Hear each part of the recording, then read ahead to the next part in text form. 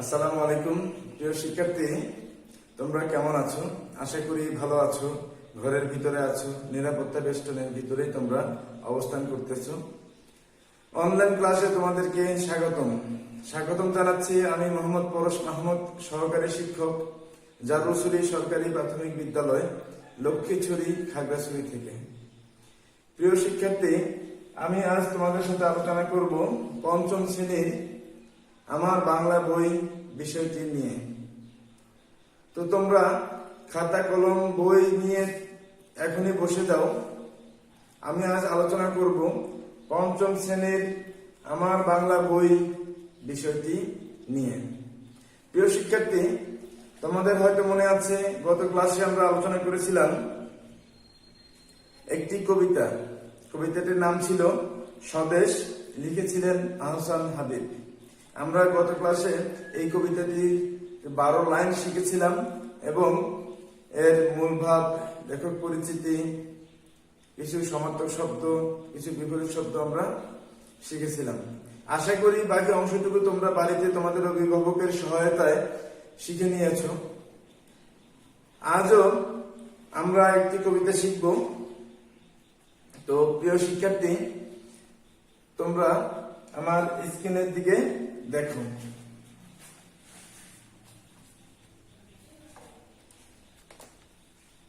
আজকের ক্লাসে তোমাদেরকে আবারও স্বাগতম জানাচ্ছি।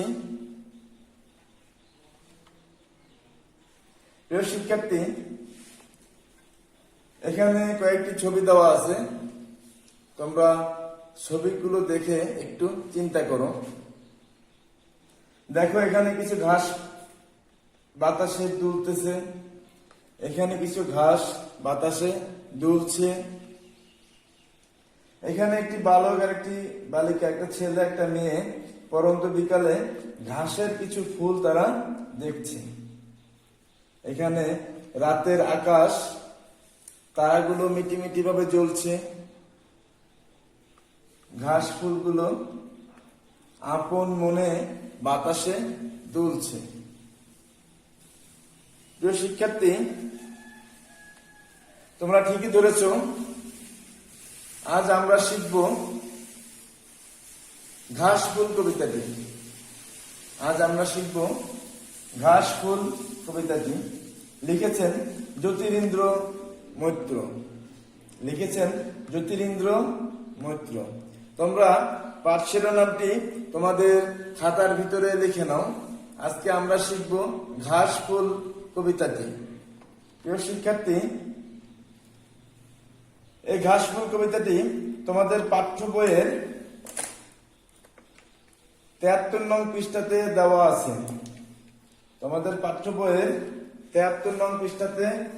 আছে।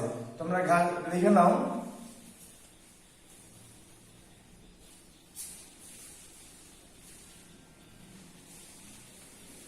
আজকে আমাদের পাঠ ঘাস ফুল, পৃষ্ঠা নং 73। ঘাস ফুল কবিতাটির পৃষ্ঠা নাম হলো 73। তোমরা লিখে নাও। আজকে আমাদের পাঠ হলো ঘাস ফুল, পৃষ্ঠা নাম হলো 73। তোমরা আশা করে লিখে নিয়েছো। প্রিয় শিক্ষার্থী, আবার দেখো, শুরুতে আমরা কবি পরিচিতি সম্পর্কে জানব।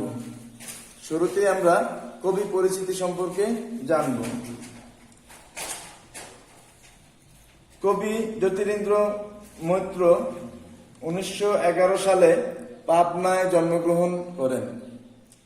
জন্মগ্রহণ করেন। তিনি একজন প্রখ্যাত কবি ও গায়ক। তিনি অনেক উদ্দীপনামূলক দেশপ্রেমের গান লিখে বিখ্যাত হয়েছেন। সঙ্গীতের শিক্ষক হিসেবেও তিনি খ্যাতিমান। তিনি 1977 সালের 26শে অক্টোবর মৃত্যুবরণ করেন। আমরা আবার ওনার সম্পর্কে পড়তেছি, তোমরা শোনো। কবি 1911 সালে পাবনায় জন্মগ্রহণ করেন। তিনি একজন প্রখ্যাত কবি ও গায়ক। তিনি অনেক উদ্দীপনামূলক দেশপ্রেমের গান লিখে বিখ্যাত হয়েছেন। সঙ্গীতের শিক্ষক হিসেবেও তিনি খ্যাতিমান। তিনি 1977 সালের 26শে অক্টোবর মৃত্যুবরণ করেন। প্রিয় শিক্ষার্থী, এখন আমরা কবিতাটির মূল ভাব সম্পর্কে জানব। তোমরা দেখো, ঘাস ফুল। ঘাস ফুল যে কি আনন্দে বেঁচে আছে, জীবনকে উপভোগ করছে, সে কথাই এখানে তারা নিজেরা বলছে। ফুল ছিঁড়ে পায়ের নিচে ফেলে মানুষ যেন তাদের কষ্ট না দেয়, সেই মিনতি তারা করছে। গাছে ফুল ফুটলে তা দেখে আনন্দ পাওয়া চাই। ফুল ছেঁড়ার অর্থ ফুলকে মেরে ফেলা। গাছের যেমন প্রাণ আছে, ফুলেরও তেমনি প্রাণ আছে। প্রিয় শিক্ষার্থী, মূল ভাবটি আমি আরো একবার পড়তেছি, তোমরা মনোযোগ সহকারে শোনো। দেখো, ঘাস ফুল যে কি আনন্দে বেঁচে আছে, জীবনকে উপভোগ করছে, সে কথাই এখানে তারা নিজেরা বলছে। ফুল ছিঁড়ে পায়ের নিচে ফেলে মানুষ যেন তাদের কষ্ট না দেয়, সেই মিনতি তারা করছে।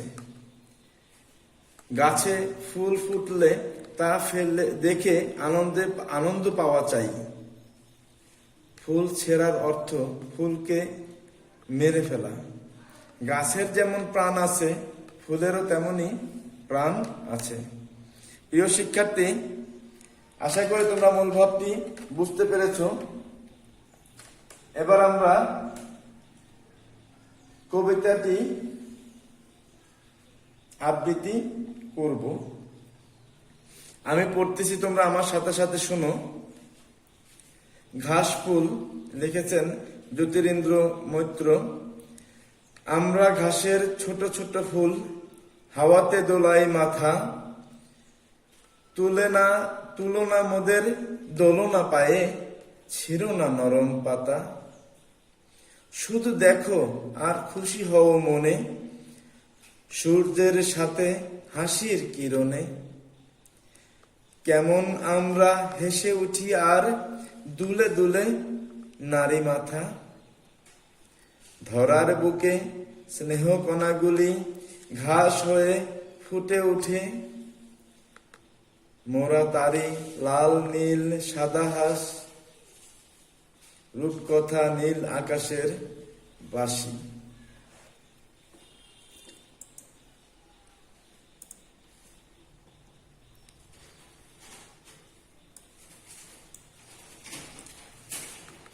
রূপকথা নীল আকাশের বাসি।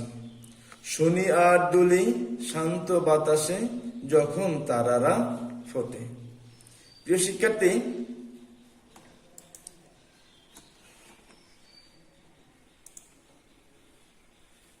এখন আমি পড়তেছি, তোমরা আমার সাথে সাথে পড়ো। ঘাস ফুল, জ্যোতিরিন্দ্র মৈত্র। আমরা ঘাসের ছোট্ট ছোট ফুল, হাওয়াতে দোলাই মাথা। তুলনা মোদের দোলনা পায়ে, ছিল না নরম পাতা। প্রিয় শিক্ষার্থী, এখানে ঘাসের ছোট ছোট ফুল, হাওয়াতে দোলায় মাথা। তারা আহ্বান করতেছে সকলের তরে, তুলনা মোদের। আমরা খেলার ছলেও যেন তাদেরকে তুলে না ফেলি।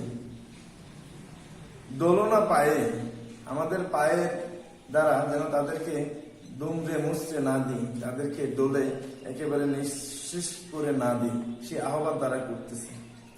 ছিল না নরম পাতা, ঘাস পাতাগুলো খুব নরম হয়, সে পাতাগুলো যেন আমরা না ছিঁড়ি, সে আহ্বান তারা করতেছে। শুধু দেখো আর খুশি হও মনে। শুধু দেখতে বলতেছে যে তোমরা শুধু দেখো আর মনে মনে খুশি হও। সূর্যের হাসির কিরণে, সূর্যের সাথে হাসির কিরণে। সূর্যের সাথে এবং হাসির কিরণে যে তারা যে খুশি হচ্ছে, এই জিনিসটা তারা আমাদেরকে দেখার জন্য আহ্বান করতেছে। কেমন আমরা হেসে উঠি, দুলে দুলে নারী মাথা।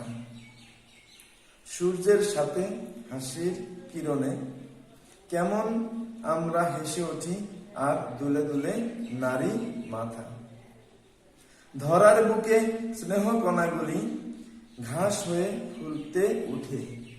এ ধরা, এই পৃথিবীর বুকে যত স্নেহ মায়া মমতা দিয়েই আমাদের এই পৃথিবীটা সৃষ্টি, এই স্নেহ মায়া মমতা যেন ঘাস হয়ে মাটির ভিতর থেকে ফুটে ওঠে। মোরা তারই লাল নীল সাদা হাসি। এই ঘাসগুলো তারা নিজেরা বলতেছে যে এই স্নেহ কণাগুলো তারই বহিঃপ্রকাশ, তারা লাল নীল সাদা হাসি।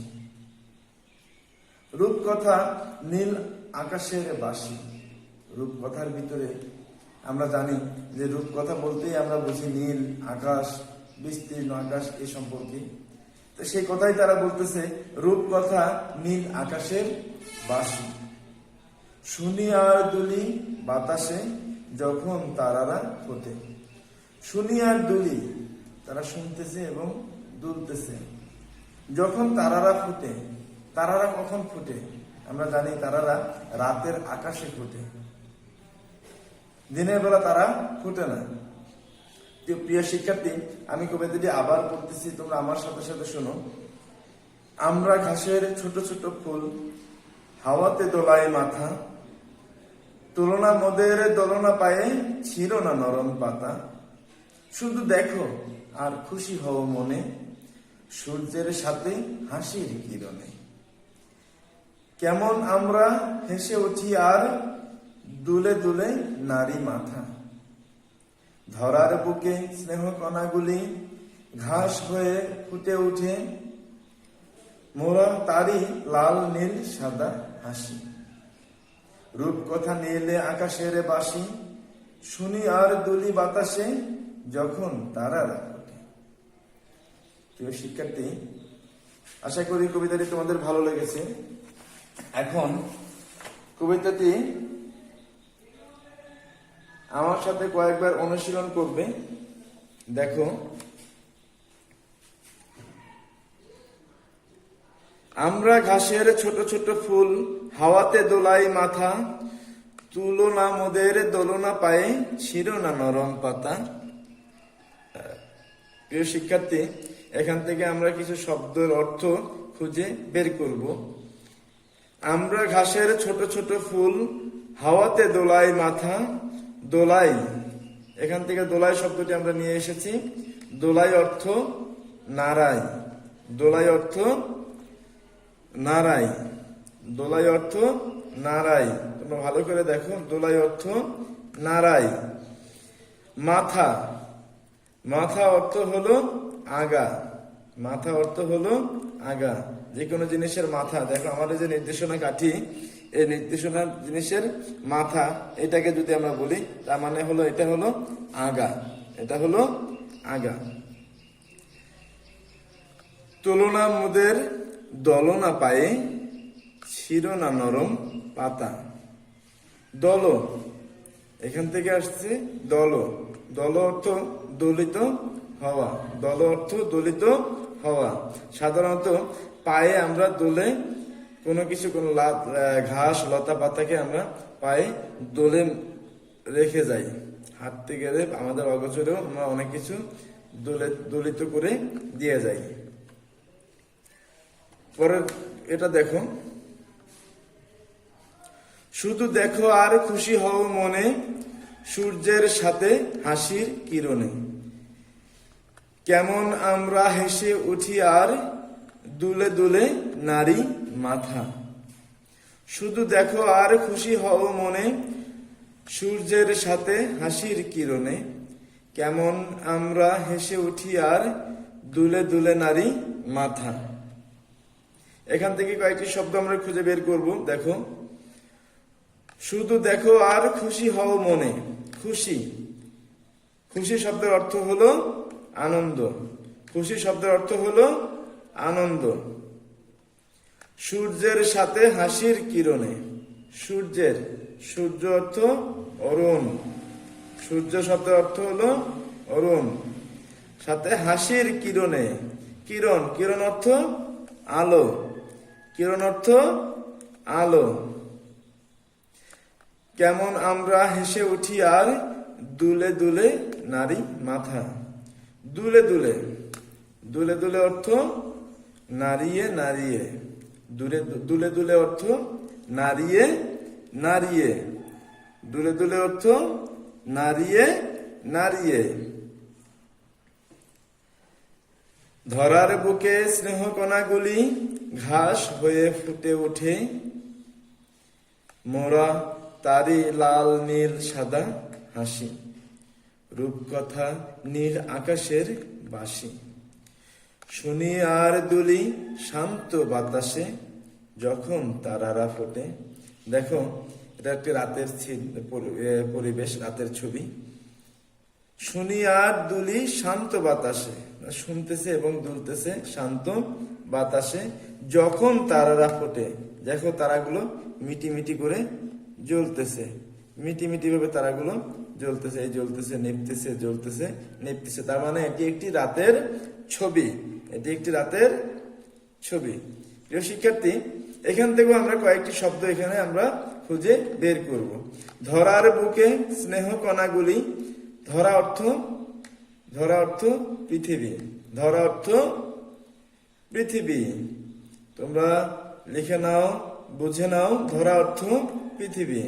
ঘাস হয়ে ফুটে উঠে, মোরা তারি লাল নীল সাদা হাসি।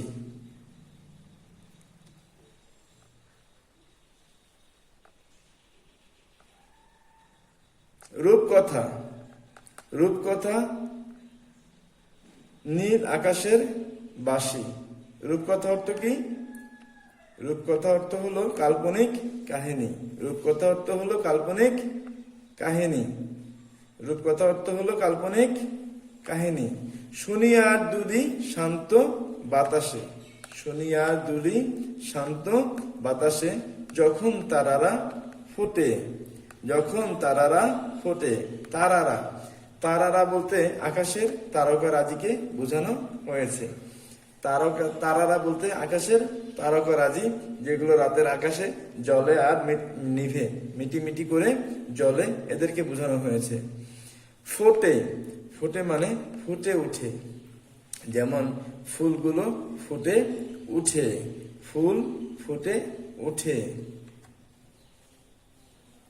প্রিয় শিক্ষার্থী, এখানে কয়েকটি শব্দ দেওয়া আছে, তোমরা দেখতে পাচ্ছ। তারারা, ফোটে, কিরণ, দোলায়। এই শব্দগুলো খালি জায়গায় বসিয়ে বাক্য তৈরি করতে হবে। দেখো, ছোট ছোট ফুল হাওয়াতে ড্যাশ মাথা। এখানে কি হবে? ছোট ছোট ফুল হাওয়াতে ড্যাশ মাথা। ছোট ছোট ফুল হাওয়াতে কি হবে? দোলায় মাথা। ছোট ছোট ফুল হাওয়াতে দোলায় মাথা। আধার আকাশে ড্যাশ মিটিমিটি করে চায়। আধার আকাশে ড্যাশ মিটিমিটি করে চায়। এখানে কি হবে? আধার আকাশে তারারা মিটিমিটি করে চায়। আধার আকাশে তারারা মিটিমিটি করে চায়। ফুল গাছে ফুল ড্যাশ। এখানে কি হবে? ফুল গাছে ফুল ফোটে। ফুল গাছে ফুল ফোটে। ফুল গাছে ফুল ফোটে। প্রিয় শিক্ষার্থী, তোমাদের জন্য বাড়ির কাজ। তোমরা দেখো, আমাদের প্রিয় ফুল, আমার প্রিয় ফুল সম্পর্কে একটি রচনা লিখো। আমাদের প্রত্যেকেরই এক একজনের এক একটি ফুল প্রিয় হতে পারে। যেমন আমার প্রিয় ফুল হলো তোমার গন্ধরাজ। আমার কাছে গন্ধরাজ ফুলটি খুব পছন্দ করি আমি।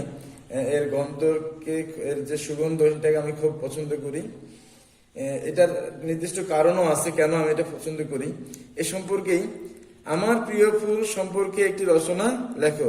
তোমারও নিশ্চয়ই কোনো না কোনো ফুল পছন্দ, তো সে সম্পর্কে তোমরা রচনা লিখতে গেলে তোমাদের ফুলের নাম লিখবে, ফুলের বিভিন্ন অংশের বর্ণনা দিবে, কোথায় হয়, এর ব্যবহার, কেন প্রিয় ফুল, তোমার ফুলটি কেন প্রিয়, সেগুলো তোমরা লিখে আগামী ক্লাসে আমি তোমাদেরকে জিজ্ঞেস করব তোমরা রচনাটি লিখেছো কিনা।